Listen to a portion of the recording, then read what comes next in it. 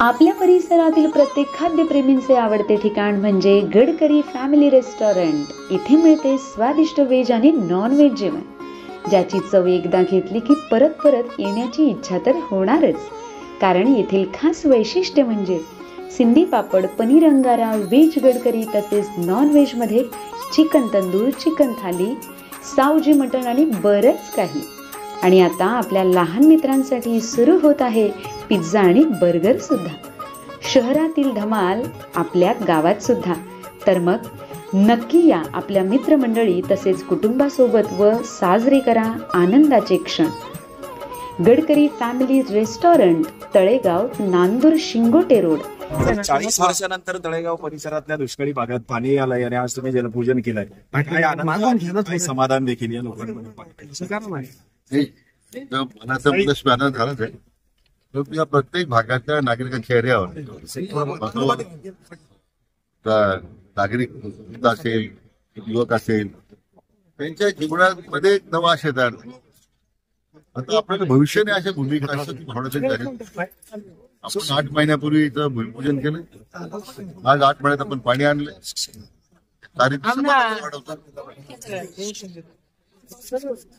आम्हाला गोदावरीचा प्रकल्प होता 7 वर्षामध्ये, त्यात पाणी असं की निळवंड्याच्या पाण्यामधून आणि ह्या पाण्यामधून वर्षानुवर्ष 4-4 पिढ्या दुष्काळ राहिलेला हा जो परिसर आहे त्याला आज आपण पाणी देतो, याचा मला अतिशय आनंद होतो, अनेक समाधान। तर गेली अनेक वर्ष हा दुष्काळग्रस्त जाणीवपूर्वक ठेवला गेला का? कारण इथून मागचे जे लोकप्रतिनिधी होते त्यांनी केवळ आश्वासनावर बोलून केली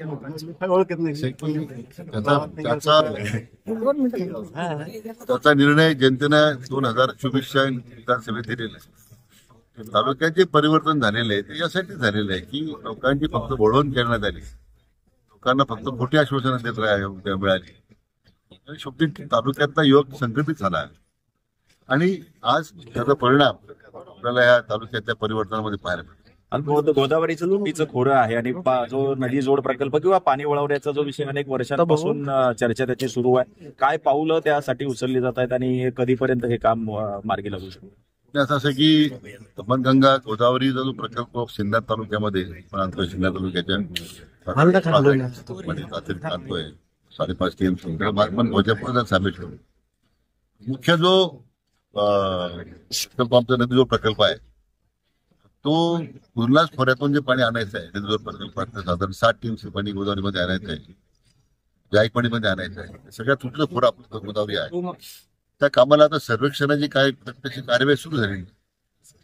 प्रकल्प अहवाल 2000 जानेवारीच्या 26च्या पर्यंत अपेक्षित आहे। म्हणजे विधानसभेच्या निवडणुकीच्या पूर्वी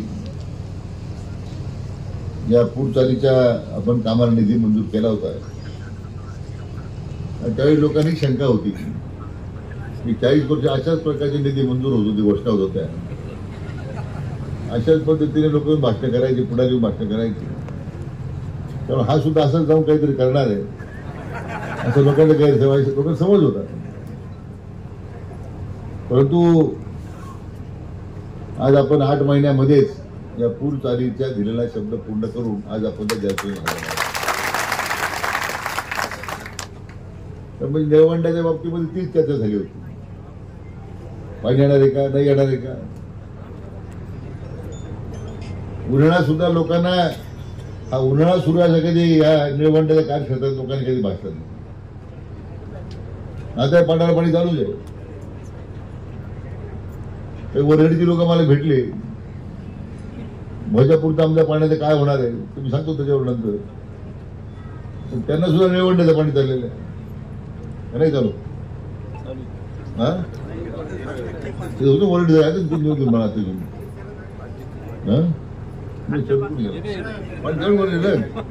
काही भागात कोण चालू की नाही।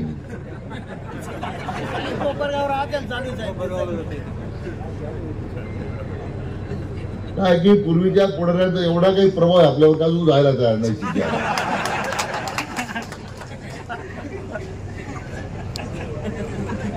आजही सकाळी मला वाटतं तिकडे पाणी घेऊन नये म्हणून वरच्या भागात काहीतरी काला फोडण्याचा प्रयत्न झाला, परत खेळला ओढा त्या ठिकाणी तारीख फोडली।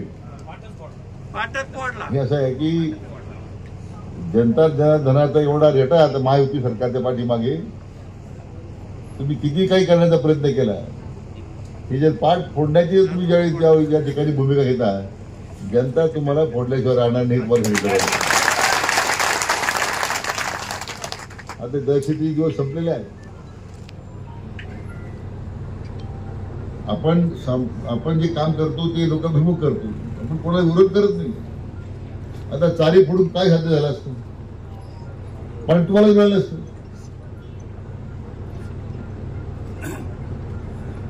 मला सुद्धा मग कुठेतरी संघाचे शासनाचे टँकर आणून तिथे पाणी भरून पूजन करावं लागलं असतं.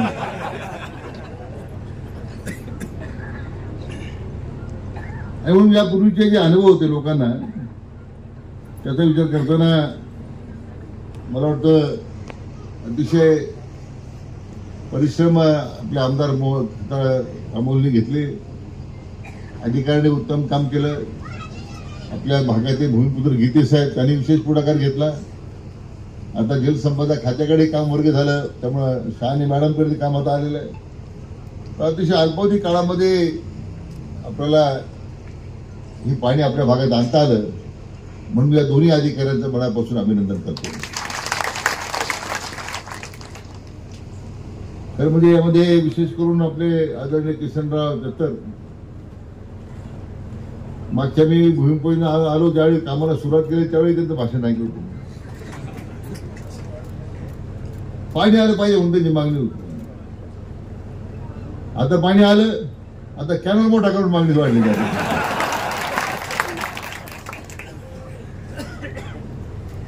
म्हणून मी त्यांना भाषणाच्या उठण्यापूर्वी सांगितलं, तुम्ही जेवढं कमी बोलाल तेवढं पाणी जास्त येईल.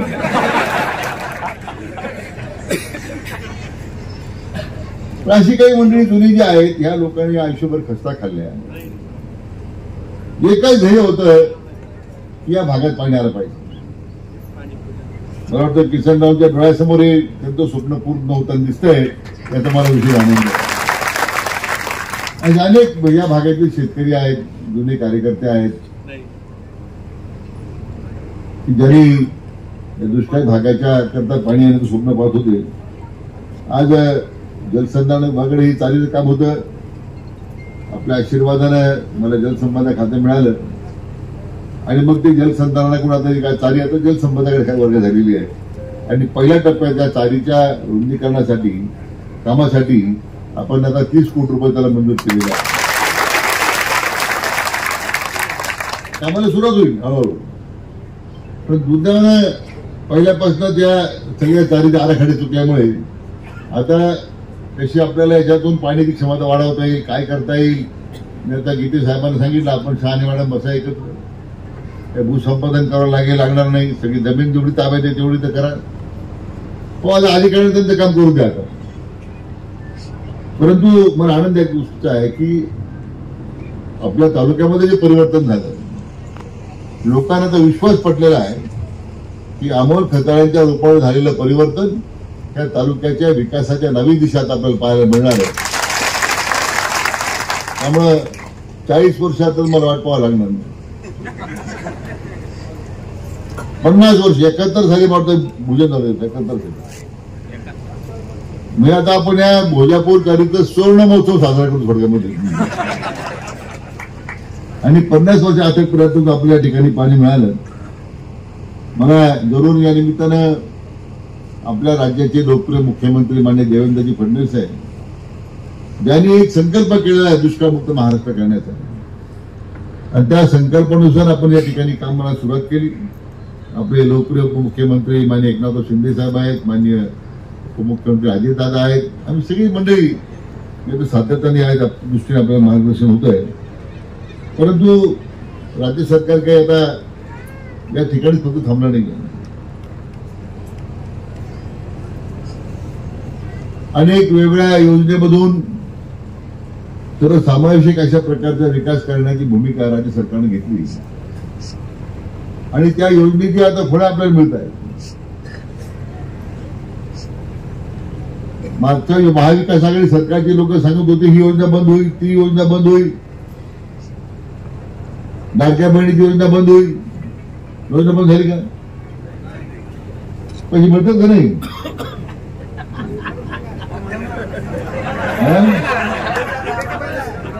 मिळतात कधी मिळत? त्यांना असं वाटतं मी मागून घेईन काय योजना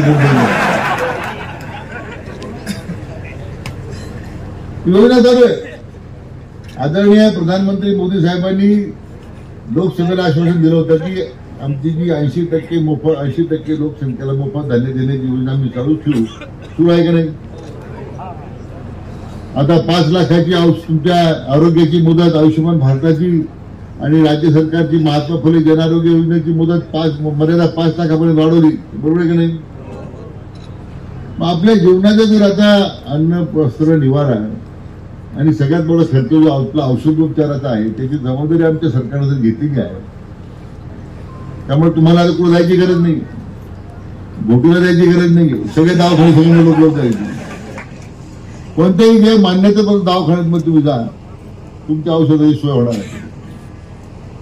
आणि म्हणून मला वाटतं की वेगवेगळ्या योजनेमधून आपल्या भागातील, आपल्या राज्यातील सामान्य जनतेला जो आधार देण्याचा प्रयत्न होतोय त्याचा लाभ अधिकाधिक आपल्या लोकांनी घेतला पाहिजे. आपल्या राज्यातल्या जनतेच्या जीवनाचा स्तर उंचावला पाहिजे. सरकारची भूमिका आहे, त्या दृष्टीने आपला या निमित्तानं प्रयत्न सुरू आहे. मी 2-3 उदाहरणं त्यासाठी मुद्दाम दिले. ते फार मोठं भाषण करणार नाही. माझ्या अगोदर जे आमच्या मित्रांनी दिली प्रास्ताविक त्यांचं नाव काय? गणेशजी. म्हणजे माझ्यापेक्षा मोठं भाषण केल्यामुळे आता ते मला सगळ्या गोष्टी त्यांनी सांगितलेल्या आहेत. नंतर अमोलने आपली भूमिका विस्तृत सांगितलेली आहे. परंतु मला याने एवढं सांगायचं आहे की भोजापूर धरणाच्या या चावीच्या पाण्यामुळे विनाकारण काही गैरसमज पसरवण्याचा प्रयत्न होतो. ह्या गावाला मिळणार नाही, त्या गावाला मिळणार नाही. तर म्हणजे मुळातच भोजापूरच्या लाख क्षेत्रातले गाव वगळावे असं पूर्वी आमच्या एका महाशयानी पत्र दिलं. ते पत्राची प्रत माझ्याकडे आहे. कोण दिली? अरे मला ऐकू येत नाही. कोण दिलं?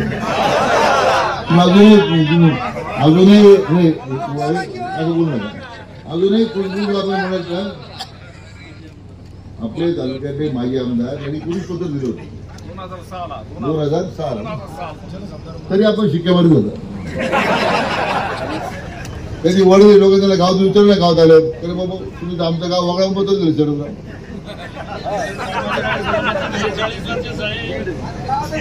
पण आपणही मुद्दा मी सांगतो तुम्ही एक निश्चित बातमी मला खात्री द्यायची आहे सगळ्या लोकांना की जी गाव वंचित राहिली असतील, निळवंड्याच्या पाण्यापासून त्यांना काही फायदा येईल का?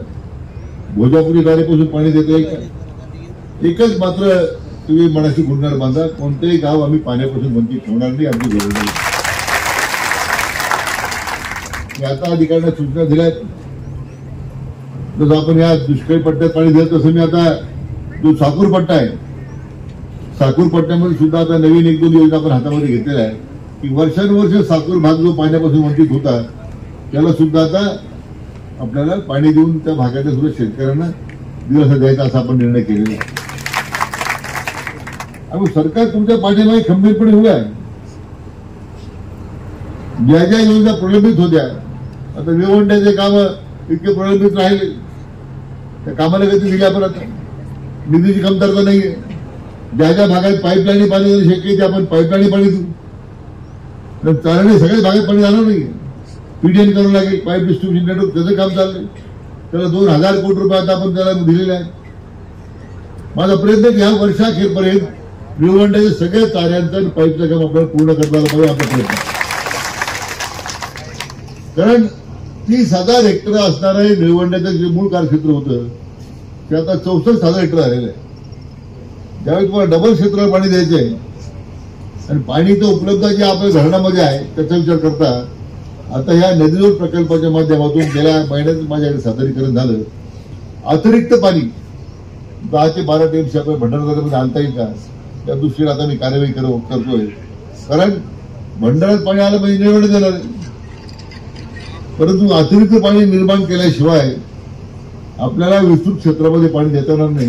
पण काम सुरू आहे आणि त्यामुळे मला वाटतं की आपण त्या दृष्टीने जी जबाबदारी आपण खतावर दिलेली आहे, जी जबाबदारी आपण माझ्यावर दिलेली आहे, ती जबाबदारी आम्ही निश्चितपणे पूर्ण करून दाखवू. हा शब्द मला द्यायचा. आज आमच्याकडून ते कऱ्याचे 6 मेगावॉट प्रकल्पाचं आपण भूमिपूजन करतोय, उद्घाटन करतोय. 6 मेगावॉटचा त्या ठिकाणी नवीन सौर ऊर्जा प्रकल्प उभा राहिलेला आहे. त्यामुळे दिवसा लोकांना वीज मिळणार आहे. मला किसन सांगत होते आमच्याकडे आता 9 तास लाईट मिळते. बरोबर सुरू आहे 9 तास लाईट. आपलं सरकार मान्य देवेंद्रजींच्या नेतृत्वाखाली त्यांनी तो शब्द ठेवला निवडणूक काळामध्ये दिवसा आम्ही शेतकऱ्यांना वीज देऊ. मला कसं करताना हे सौर ऊर्जा प्रकल्प होत राहतील तसं त्याच्या भागामध्ये दिवसा वीज देण्याचं काम सुरू. गोष्ट झाली नाही, प्रत्येक त्याचे लाभ तुम्हाला मिळता येतात नाही मिळत म्हणून. आणि मोफत आहे सौर ऊर्जा आहे ती. आता आपण वीज बिल माफही केले 100%. तसं आपण भरतच नव्हतो पण माफ झाले त्याचा माफ झालेला आहे. त्यामुळे तुम्हाला चिंता काय वाटत नाही मला वाटतं. म्हणून एक सरकारची जी भूमिका आहे की महाराष्ट्र भारनियमुक्त करायचं, दिवसा वीज द्यायची आणि त्या दृष्टीने आपण जे पाऊल उचलतोय त्याचा शुभारंभ ज्या ठिकाणी करतोय. जाता मला एकच आपलं सांगायचं की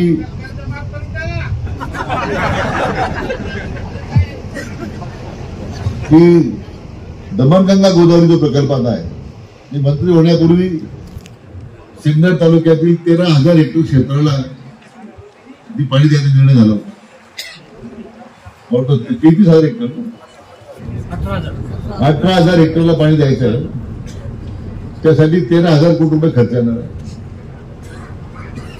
त्याच्यामध्ये नेमकी आपल्या भोजापूर समावेश होता. आता तुमच्या सुरत मंत्री झालो मी आढावा घेत होतो की पाणी कुठून जाणार तिकडून जाणार म्हणून भोजापूर पाणी नाही. त्यामुळे त्या भोजापूरचा समावेश त्यात केल्याने मित्र मला आनंद होत सांगायला आता भोजापूर आपण समावेश केलेला.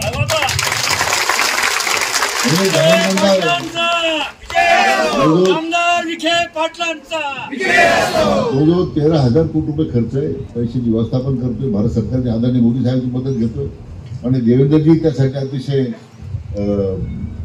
विशेष पुढाकार घेत आहेत. परंतु ते पाणी जवळजवळ 5.5 TMC पाणी तुमच्या या ध्वजापूरच्या धरणाची अवस्था फार बिकट आहे. त्याच्यामध्ये त्यांची मूळ धरणाची मला वाटतं कोणाला शाप लागा माहिती त्या काळात शापच लागलं म्हटलं पाहिजे ना. आता हे मला वाटतं काही वर्ष लागतील. 5.5 TMC सर्वेक्षण पूर्ण झालं. आता फक्त तुमच्या भोजापूर सर्वेक्षणाचा भाग पूर्ण झाला आहे. प्रकल्पावर आमचं काय झालेलं आहे वाटतं 1 वर्षभरामध्ये ना 6 महिन्यात त्याला प्रशासकीय मान्यता मिळेल. प्रशासकीय मान्यता स्तरावर आलेलं आहे. हे पाणी आपण शोधून आणलंय आणि सगळी पूर्तता आपण त्यासाठी करतोय. तर एकच लक्षात आहे की महाराष्ट्र दुष्काळमुक्त झाला पाहिजे, आपला भाग दुष्काळमुक्त झाला पाहिजे ही त्या निमित्तानं आमचा प्रयत्न आहे. किसनवाडी मागणी केली त्यामध्ये काय होईल त्यामध्ये कॅनलचं पाणी आलं कॅनलमध्ये जेवढं पाणी पाहिजे ना तुमच्या मागणी पाणी द्या. आता पाणी आलं तर वाढवा, तू चिंता करू नका. पाणी आपण आणलं आणि कॅनल आपण वाढवणार आपल्याकडे ती चिंता आहे. ते खातच माझ्याकडे म्हणजे सगळ्यांनी की कोणाकडे मागायला जायचंय. म्हणजे आपण जे बोलतो ते करतो हे आजच्या कार्यक्रमाच्या निमित्तानं आपण दाखवून दिलेलं आहे.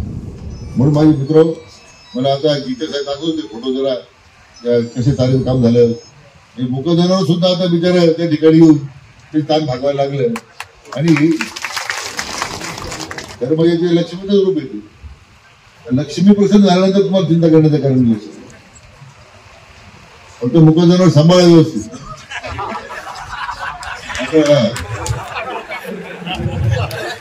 माझी विनंती आहे.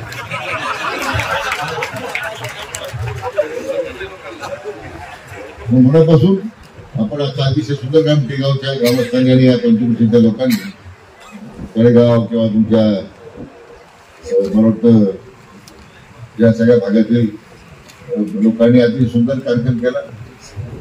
हे पाणी कुठे दैवत आहे आणि तुमचं पाणी आहे.